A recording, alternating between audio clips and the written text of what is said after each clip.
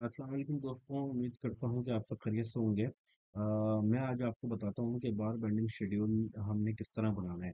वैसे तो बार bending schedule मेरे पास एक ऑलरेडी है मौजूद। आप देख सकते हैं ये इसका अगर आप चार्ट देखें, ठीक है। तो लेकिन ये एक थोड़ा-सा बहुत मास प्रोजेक्ट का है, तो इस वजह से इसके अंदर थोड़ी कॉम्प्लिकेशंस हैं।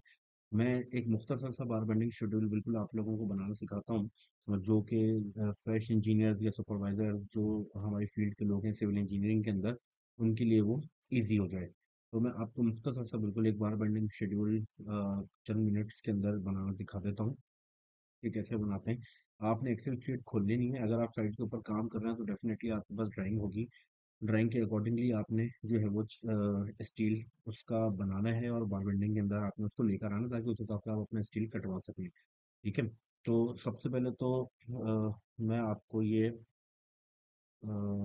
चार चीज़ें बता दूं। ये आपके पास चार चीज़ें आ गई हैं स्टार्टिंग के अंदर। कॉन्ट्रैक्टर नेम और project name, location, reinforcement. Contractor name के अंदर आपकी कंपनी का जो नाम है वो लेट सपोज आप कह लें कि एक्स वाई जेड आपकी कंपनी का नाम है। ठीक है जी। आपने अपनी कंपनी का नाम डाल दिया। प्रोजेक्ट नेम जो है आपका वो है construction of ground plus 5 building. ठीक है जी। ये आपका प्रोजेक्ट का नाम आ गया। लोकेशन, लोकेशन का मतलब ये है कि foundation, short column, super column, slab, plinth beam कहाँ की लोकेशन है आपकी। लेट सपोज आप टॉप स्लैब का बना रहे हैं तो आपने टॉप स्लैब की लोकेशन डाल दी कि जी मैं मतलब एक top slab roof of second floor. इस तरीके से आपकी लोकेशन आ गई। बाकी रिइंफोर्समेंट बार बेंडिंग शेड्यूल आप बना रहे हैं, ये रिइंफोर्समेंट बार बेंडिंग शेड्यूल आ गया। ठीक है जी। अब मैं आपको इसके अंदर मुख्तसर बताता हूँ। सबसे पहले हमारा आएगा सीरियल नंबर। सीरियल नंबर के बाद आएगा हमारा डिस्क्रिप्शन। डिस्क्रिप्शन के बाद आएगा हमारा, ये मैंने यहाँ पे कॉपी करके रखा हुआ है, मैं यहाँ से इसको डायरेक्ट उठा लेता हूँ। ठीक है जी, ताकि टाइम थोड़ा सा बच जाए। और उसके बाद हमारा आएगा डाया। डाया के बाद आएगा हमारा यूनिट वेट। यूनिट वेट आप इस तरीके से कर लें। फिर क्वांटिटी आएगी, फिर हमारी आएगी कट लेंथ। कट लेंथ के बाद हमारी आएगी टोटल लेंथ। टोटल लेंथ के बाद हमें आएगी टोटल वेट। फिर आएगा बार मार्क्स और रिमार्क्स। अच्छा जी, अब समझने वाली बात ये है कि बार मार्क क्या है। बार मार्क ये है कि जो ड्राइंग आपके पास होगी, आप उस ड्राइंग के ऊपर बार मार्क मार्क करेंगे और उस हिसाब से फिर यहाँ पे उसको आप उतार देंगे। अब सीरियल नंबर वन हमारे पास लेट सपोज आ जाता है। सीरियल नंबर वन के अंदर अब हमारे पास ड्राइंग मेरे पास अभी कोई है नहीं, लेकिन मैं आपको चलें यहाँ पे एक मुख्तसर सी बता देता हूँ कि मेरे पास टॉप स्लैब के अंदर जो है मेरे पास ये सॉरी टॉप स्लैब है ये मेरे पास। इस टॉप स्लैब के अंदर मेरा स्टील चल रहा है। ये मेरी बार चल रही है। ठीक है जी। ये मेरी बार हो गई। अगर मैं इसी को उठा के कॉपी पेस्ट करता रहूँ, ठीक है जी। या चलिए मैं नई बार नई लगा लेता हूँ। आपको सिंपल सा मैं बता देता हूँ। ये आपकी बार्स आ रही हैं। मेन बार, बॉटम बार, टॉप बार, ये इसके अंदर ये आपकी बार्स चल रही हैं। ठीक है जी। ये आपकी बार्स हो गई। ये हैं आपके टॉप बार्स। ठीक है। आप यहाँ पे इसको कंसिडर करें टॉप बार्स। अब बार मार्क क्या है कि जी बार मार्क मेरा आप कह रहे हैं ये है कि ये मेरी जो बार आ रही है टॉप की, ये हो गई ए। ठीक है। तो अब आपका बार मार्क यहाँ पर आ गया ए। आप टॉप की बार की अभी बना रहे हैं, ये आपका बार मार्क आ गया। ठीक है जी। डिस्क्रिप्शन, डिस्क्रिप्शन के अंदर आपकी है टॉप बार, टॉप मेन बार। ठीक है जी। अब टॉप मेन बार का मतलब ये है डाया जो है आप इसका यूज कर रहे हैं। आपका डाया हो गया इसका, लेट सपोज हम कह लेते हैं 16 mm का हम डाया ले लेते हैं। ठीक है जी। 16 mm का जब हम डाया लेते हैं तो 16 mm का हमारा डाया हो गया। 16 mm। ठीक है जी। यूनिट वेट 16 mm का यूनिट वेट आपको देखें। अब यूनिट वेट हमारे पास निकालने के ना दो तरीके होते हैं। एक तो ये है कि हम चार्ट ऑनलाइन उठा लें और वहां से हमें चार्ट से जो है वो 16 mm का जो है मिल जाएगा कि 16 mm का डाया का जो वेट है वो क्या चल रहा है इस टाइम। ठीक है। और दूसरा ऑप्शन हमारे पास ये होता है कि जी अपने क्या कहते हैं हम उसके अलावा देखें ये यूनिट वेट्स यहाँ पे लिखे हुए हैं। 16 mm का जो वेट है यहाँ पे यूनिट वेट के अंदर यूनिट वेट केजी, ये 16 mm का वेट चल रहा है, 0.994। ठीक है जी, 16 mm का, सॉरी 16 mm का वेट है हमारा, 1.552 अब ये यूनिट वेट जो आ रहा है ना 1.552, ये 1.552 यूनिट वेट आ रहा है हमारा, जो हमने टेस्ट रिपोर्ट, जो हमने स्टील के टेस्ट करवाए थे, ये उसका 1.552 आ रहा है। कुछ प्रोजेक्ट्स पे ऐसा होता है कि आपने आपको स्पेसिफाइड किया हुआ होता है जो स्टैंडर्ड वेट्स आ रहे हैं। हमारे स्टैंडर्ड वेट्स फिर मैं आपको बताऊंगा किसी अपने शॉर्ट के अंदर कि किस तरह आपने स्टैंडर्ड वेट स्टील का निकालना है। और आपको पता होगा कि स्टैंडर्ड किस तरह निकलता है, नहीं पता तो मैं आपको बता दूंगा। बाकी फिलहाल हमारे पास अभी 1.552 जो है इसका स्टैंडर्ड वेट यहाँ पे 16 mm का मौजूद है। यूनिट वेट के अंदर आ गया 1.552 आपका स्टैंडर्ड है। क्वांटिटी लेट सपोज आपकी 4 बारें जो है वो लग रही हैं। कट लेंथ, अब कट लेंथ आपकी जो है इसकी, ये आपकी ड्राइंग के अंदर मेंशन होगी कट लेंथ की, ये वाली जो आपकी लेंथ आ रही है, ये लेट सपोज है आप कह लें 10 मीटर की। ठीक है जी, कट लेंथ आ गई आपकी 10 मीटर। अब टोटल लेंथ कैसे हो गई हमारी कि जब मैं मतलब 10 को ज़रब करूंगा, इंटू करूंगा 4 से, ठीक है जी, ये मेरी टोटल लेंथ आ गई।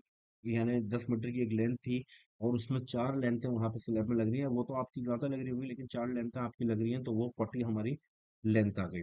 ठीक है जी, वेट हमारा किस तरीके से हमें मेजर होगा, किस तरीके से हमें वेट का पता चलेगा।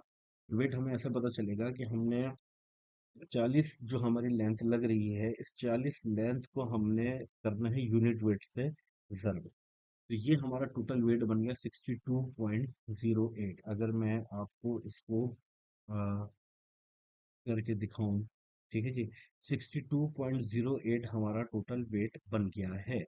ठीक है जी, अच्छा अब 62.08 वेट हमारा आ गया, वो हम टोटल वेट फिर यहाँ से जो भी हमारे सीरियल नंबर 2, 3, 4, 5, 6, 7 होंगे, जितने भी होंगे हम उसमें करते रहेंगे, और जो डिस्क्रिप्शन के अंदर हमारा आएगा उसके बाद आपकी बीम्स की बार्स आ सकती हैं, आपकी बॉटम बार्स आ सकती हैं, आपकी डिस्ट्रीब्यूशन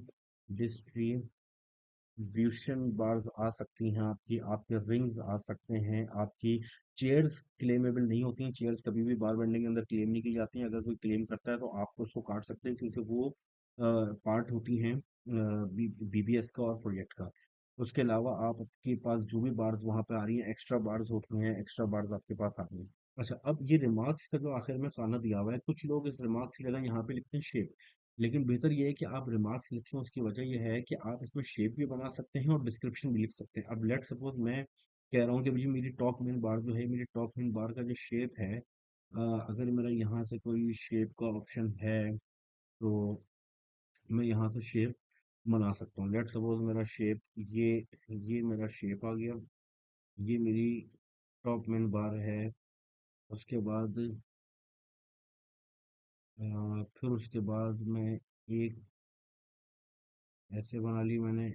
ये मैं आपको थोड़ा बस जल्दी में करके दिखा रहा हूँ। आप इसको डिटेल के अंदर, वरना ये शेप्स आप कॉपी भी कर सकते हैं, आपको ये मिल जाएंगे। ये लेट सपोज आपकी एक यू फॉर्म के अंदर जो है आपका शेप बन गया है। ये आपकी मेन बार का एक शेप चल रहा है। ठीक है, अब आप चाह रहे हैं कि आप शेप ना लिखें, तो आप शेप की जगह जो है यहाँ पे कुछ और भी लिख सकते हैं। लेट सपोज मैं इसको शेप को डिलीट करता हूँ। अब आप कह रहे हैं कि जी रिमार्क्स, अब आप ये लिख सकते हैं कि टॉप मेन बार नियर स्टेयर्स, यानी ये आपकी बार्स जो है स्टेयर्स की तरफ आ रही है। या आप इसमें लिख सकते हैं एट ग्रिड वन, ग्रिड के ऊपर आप कोई भी इसके अंदर डिस्क्रिप्शन डाल सकते हैं। ठीक है जी, तो ये एक बहुत मुख्तसर तरीके से मैंने आपको समझाया है बीम का बार बेंडिंग शेड्यूल, जो बहुत आसान एक बार बेंडिंग शेड्यूल का प्रोसीजर है। इसमें आपको कोई दुश्वारी नहीं है, किसी भी किस्म की आपकी परेशानी नहीं है।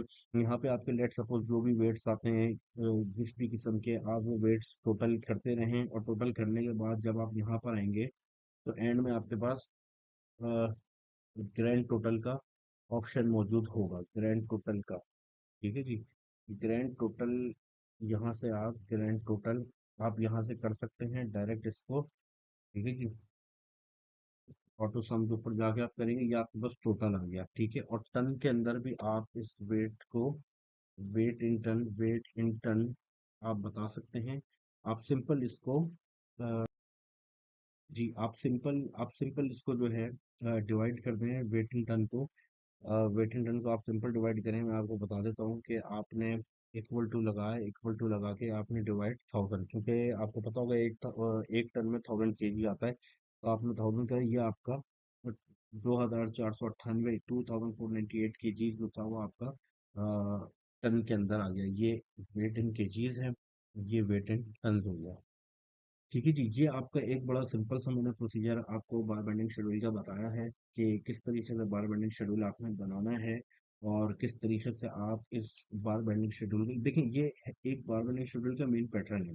ठीक है, आप इसके अंदर बहुत सारी चीज़ें ऐड कर सकते हैं, मॉडिफाइड इसको कर सकते हैं, अपने हिसाब से आप मॉडिफाइड कर सकते हैं। आप इसको लाइक जैसे रिमार्क्स के साथ आप इसके अंदर शेप ऐड कर सकते हैं। रिमार्क्स या शेप आप दोनों चीज़ें ऐड कर सकते हैं। इसके अंदर मैंने रिमार्क्स लिख दिया कि जी मेरी ये जगह इस जगह पे आ रही है। इसके अंदर मैं शेप बना देता हूँ अपना किसी भी किस्म का। लेट सपोज ये मेरा एक शेप आ रहा है। ठीक है, ये मैंने इसके अंदर एक शेप बना दिया। ठीक है जी। और इसके अलावा इस शेप को अगर मैं डार्क करूँ, इस शेप को मैं डार्क कर लेता हूँ ऐसे। अगर आपको वीडियो पसंद आई हो तो प्लीज़ इसको लाइक कीजिएगा, शेयर कीजिएगा और सब्सक्राइब कीजिए।